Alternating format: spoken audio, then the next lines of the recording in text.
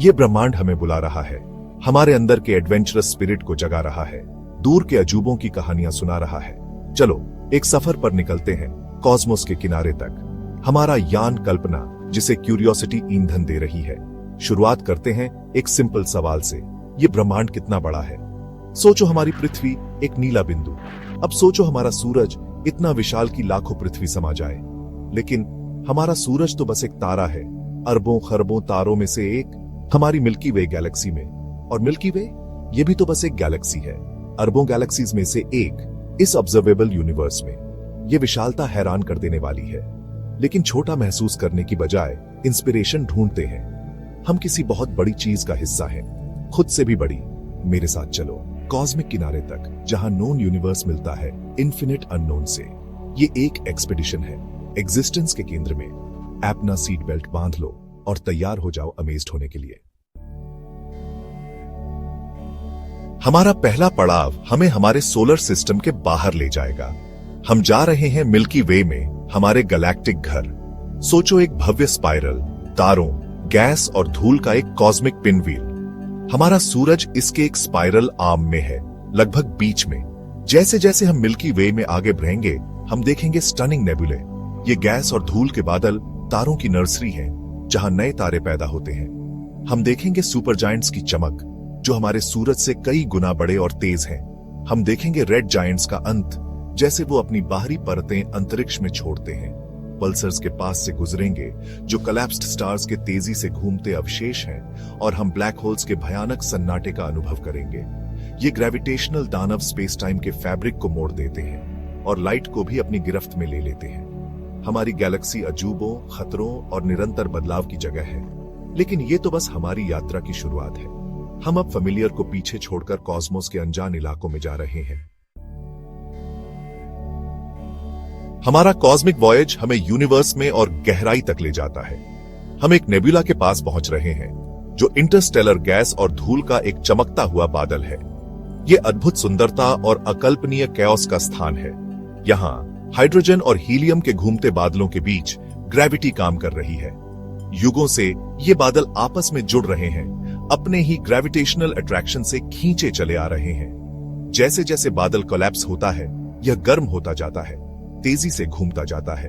अंत में इस कोलैप्सिंग बादल का कोर एक क्रिटिकल टेम्परेचर तक पहुंच जाता है, 10 मिलियन डिग्री सेल्सियस। इसी क्षण न्यूक्लियर फ्यूजन शुरू होता है। एक तारा पैदा होता है। कुछ तारे छोटे और मंद होते हैं, जैसे रेड ड्वार्फ्स जो खरबों सालों तक जलते रहते हैं। दूसरे, जैसे मैसिव ब्लू जायंट्स, तेजी से जीते हैं और जल्दी मर जाते हैं, सुपरनोवा के रूप में एक्सप्लोड हो जाते हैं।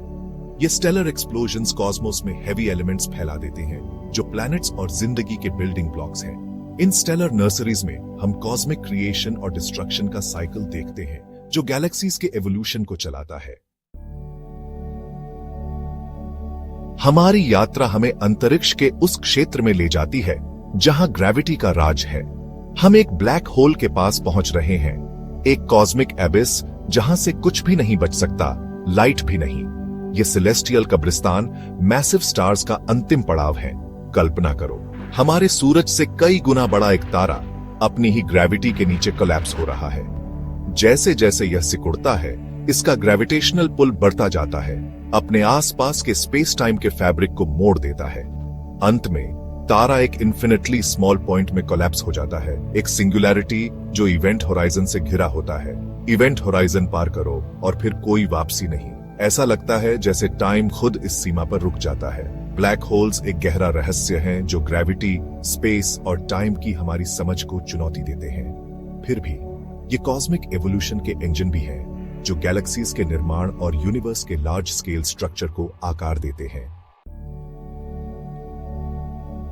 सेक्शन 5, गैलेक्टिक एनकाउंटर्स, एक कॉस्मिक नृत्य। ब्लैक होल के आसपास से निकलकर हम गैलेक्सीज के बीच के विशाल एक्सपेंस में जाते हैं। यह अंधेरे का क्षेत्र है, लेकिन खाली नहीं। यहाँ गैलेक्सीज खुद एक कॉस्मिक वलय में शामिल होते हैं, एक दूसरे के ग्रेविटेशनल अट्रैक्शन से खींचे चले आते हैं। हम एक गैलेक्टिक एनकाउंटर देखते हैं, दो भव्य स्पाइरल गैलेक्सीज का स्लो मोशन कोलिजन। तारे इंटरगैलेक्टिक स्पेस में फेंक दिए जाते हैं, जिससे लुमिनस आर्क्स और टाइडल टेल्स बनते हैं। गैस और धूल टकराते हैं, जिससे स्टार फॉर्मेशन के बर्स्ट्स ट्रिगर होते हैं। और इंटरैक्टिंग गैलेक्सीज सेलेस्टियल आतिशबाजी के डैजलिंग डिस्प्ले से जगमगा उठते हैं। ये कॉलिजन्स भले ही डिस्ट्रक्टिव लगे, गैलेक्टिक एवोल्यूशन के लिए जरूरी है। ये गैलेक्टिक सेंटर्स में सुपरमैसिव ब्लैक होल्स के ग्रोथ को बढ़ावा देते हैं और स्टार्स की नई जनरेशंस के बर्थ को ट्रिगर करते हैं। डिस्ट्रक्शन और क्रिएशन के इस कॉस्मिक डांस में गैलेक्सीज रिशेप और रिन्यू होते हैं, यूनिवर्स के कंटिन्यूड एवोल्यूशन को सुनिश्चित करते हैं। Section 6 the cosmic web, galaxies का ताना बाना। अपनी यात्रा जारी रखते हुए हम एक ऐसे वेंटेज पॉइंट पर पहुंचते हैं जहां इंडिविजुअल गैलेक्सीज लाइट के छोटे छोटे पॉइंट्स बन जाते हैं। हम अब कॉस्मिक वेब देख रहे हैं, यूनिवर्स का लार्ज स्केल स्ट्रक्चर। कल्पना करो फिलामेंट्स और वॉइड्स का एक विशाल नेटवर्क, गैलेक्सीज, गैस और डार्क मैटर से बुना हुआ एक कॉस्मिक टैपेस्ट्री। गैलेक्सीज एक साथ क्लस्टर करते हैं, ग्रुप्स और क्लस्टर्स बनाते हैं, ग्रेविटी के निरंतर पुल से एक साथ आते हैं। ये क्लस्टर्स फिलामेंट्स से जुड़े होते हैं, डार्क मैटर और गैलेक्सीज के लंबे स्ट्रैंड्स जो लाखों लाइट ईयर्स तक फैले होते हैं। इन फिलामेंट्स के बीच विशाल कॉस्मिक वॉइड्स होते हैं, स्पेस के ऐसे रीजन्स जहां बहुत कम गैलेक्सीज होते हैं। ये intricate web like structure gravity और यूनिवर्स के एक्सपेंशन के इंटरप्ले का प्रमाण है। यह अर्ली यूनिवर्स की कंडीशंस और उन प्रोसेसेस के बारे में क्लूज देता है जिनके कारण आज हम जो स्ट्रक्चर्स देखते हैं उनका निर्माण हुआ। Section 7 beyond the visible, dark matter और डार्क एनर्जी का रहस्य। जैसे जैसे हम कॉस्मोस में गहराई तक यात्रा करते हैं, हमें एक गहरा रहस्य मिलता है। यूनिवर्स वैसा नहीं है जैसा दिखता है। हमारे टेलीस्कोप्स वहां मौजूद चीजों का एक छोटा सा हिस्सा ही डिटेक्ट करते हैं, बाकी छिपा रहता है, अंधेरे में डूबा हुआ। यह डार्क मैटर और डार्क एनर्जी का रेलम है। डार्क मैटर जो हमारे टेलीस्कोप्स के लिए इनविजिबल है, विजिबल मैटर पर अपने ग्रेविटेशनल पुल के जरिए अपनी प्रेजेंस का पता चलता है। यह एक इनविजिबल स्कैफोल्डिंग की तरह काम करता है, गैलेक्सीज और क्लस्टर्स को एक साथ पकड़े रखता है। डार्क एनर्जी और भी रहस्यमय एंटी ग्रेविटी फोर्स की तरह काम करता है, यूनिवर्स के एक्सपेंशन को तेज करता है। ये इनविजिबल कंपोनेंट्स यूनिवर्स के एनर्जी और मैटर कंटेंट का ज्यादातर हिस्सा बनाते हैं। इनकी नेचर को समझना मॉडर्न कॉस्मोलॉजी की सबसे बड़ी चुनौतियों में से एक है। इनका एग्जिस्टेंस एक ऐसे यूनिवर्स की ओर इशारा करता है जो हमारी कल्पना से कहीं ज्यादा कॉम्प्लेक्स और मिस्टीरियस है। सेक्शन 8 द एक्सपैंडिंग यूनिवर्स, एक अंतहीन यात्रा। हमारी यात्रा हमें ऑब्जर्वेबल यूनिवर्स के बिल्कुल किनारे तक ले जाती है, जहां तक हम टाइम में पीछे देख सकते हैं, उसकी सीमा तक। हम उस लाइट को देख रहे हैं जो अरबों सालों से हमारी ओर ट्रैवल कर रही है, उस समय से जब यूनिवर्स युवा था। यहाँ कॉस्मिक होराइजन पर हम यूनिवर्स के एक्सपेंशन को फर्स्ट हैंड देखते हैं। गैलेक्सीज सभी दिशाओं में हमसे दूर भाग रहे हैं। उनका लाइट स्पेस के एक्सपेंशन से स्ट्रेच्ड और रेड शिफ्टेड हो रहा है। कोई गैलेक्सी जितनी दूर होती है, उतनी ही तेजी से वह दूर जा रही प्रतीत होती है। 20वीं सदी में खोजा गया यह एक्सपेंशन कॉस्मोस के बारे में हमारी समझ में रेवोल्यूशन लाया। इसका मतलब है कि यूनिवर्स की एक शुरुआत थी, कॉस्मिक क्रिएशन का एक पल जिसे बिग बैंग कहते हैं, और यह बताता है कि यूनिवर्स का एक्सपेंशन जारी रहेगा, शायद हमेशा के लिए, गैलेक्सीज को एक दूसरे से दूर और दूर धकेलता रहेगा। Section 9 reflections from the edge, ब्रह्मांड में हमारी जगह। यूनिवर्स के किनारे तक की हमारी यात्रा एक हम्बलिंग एक्सपीरियंस रही है। हमने कॉस्मोस की विशालता, कॉस्मिक फोर्सेस की पावर और सेलेस्टियल ऑब्जेक्ट्स की इंट्रिकेट ब्यूटी देखी है।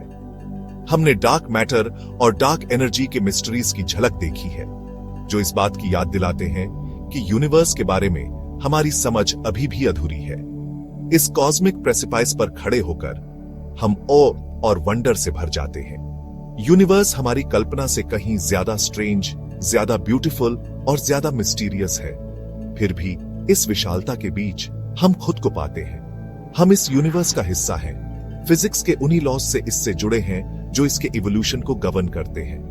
अपनी यात्रा से लौटते समय हम अपने साथ पर्सपेक्टिव की गहरी समझ लेकर चलते हैं। यूनिवर्स विशाल है, लेकिन उसमें हमारी जगह कोई कम सिग्निफिकेंट नहीं है।